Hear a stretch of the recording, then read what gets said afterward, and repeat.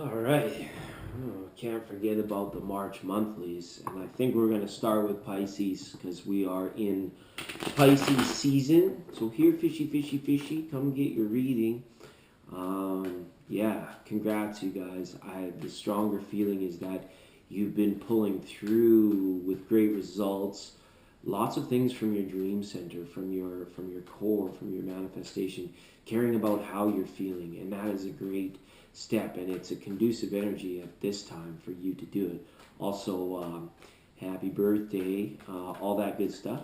I hope you're all doing well out there, and yeah, this reading is for Pisces, and whatever your focus is on, could be another person, could be yeah, general readings, right? Take what applies, see what applies. Let's see what's going on for Pisces. I'm just going to give these a quick cut. See what we have. All right, bottom of the deck, the Nine of Swords with the Dream Center. If you're actually finding time and making time to get some dreaming done, are you running this? You burning the candle at both ends a little? Hopefully that stays up there.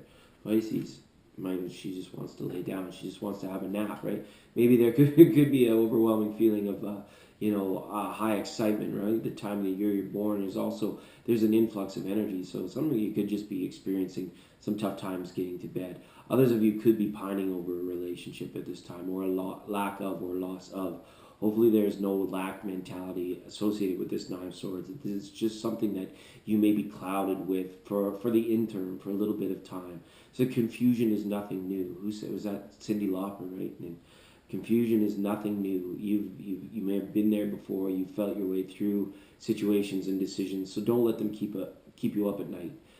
Make sure that you come to that place where you know what you want to see happen to make yourself feel better, and knowing that you put your attention and taking initiative towards it should be enough, so that you're not pining over this in sleepy time or in those times. Okay, be safe, be on guard against anxiety and depressions and other mild mental illnesses.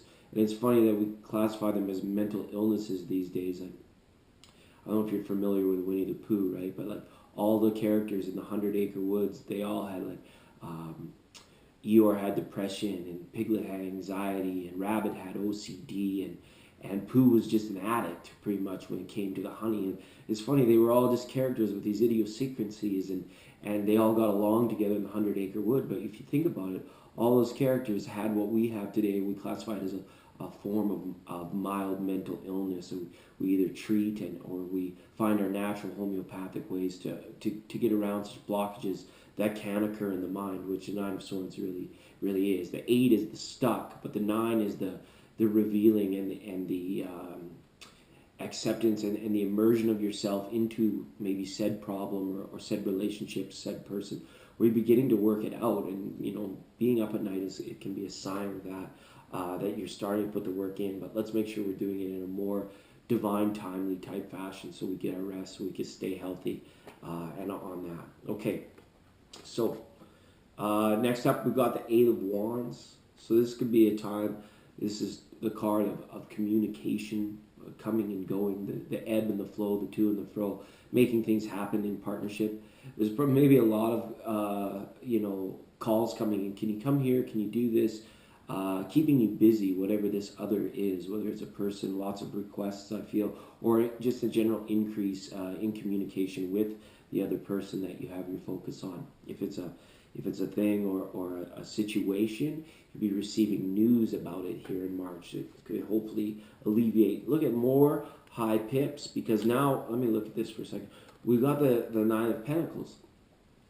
And Nine of Pentacles is, again, this high-end pip card, which means things are like kind of, they're reaching the point of climax, or what do they call that point in the story, like the moment before the climax, like all the build up, right? It's just going through these things, and often it's filled with anticipation, frustration, or impatience, and things like of that nature. But the Nine of Pentacles is good to see it combined with these other ones, because this feeling is that it could be a little bit more balanced for you in March as you work your way through things. Somebody meeting you halfway, or somebody acknowledging the power in you that you recognize every day. They may be coming in recognition of it. It's a card of wholesomeness, of wholeness, and recognizing the big picture as well. We see Nine of Pentacles up there. Okay, let's move along. I'm going to keep these a bit shorter because thanks for those of you that have been checking out the Legends of Tarot daily readings. You know, I love reading every day like that because every day is a gift, but I couldn't forget about the monthlies, so hopefully I won't take too long, all right? All right, let's take a look. Seven of Swords. Don't leave things lying around this month, Pisces. Just, again, it comes back to this feeling of staying safe here. Now, we've got 9 and 7 of Swords up here, and it's not like, for some of you, it could be like mild paranoias, things like that of, you know, roommates or betrayals. Maybe you've been treated poorly in the past, or you've been dealing with a situation where somebody just kind of keeps coming and going, and what do they call it? Light fingers, you know, things like that always associated with this card. So if you are in some like extra social or larger communities on the daily, just don't leave your stuff laying around. It's not a dang airport, you know, it's always be on guard, right? Okay, whoa, something from the Major Arcana now.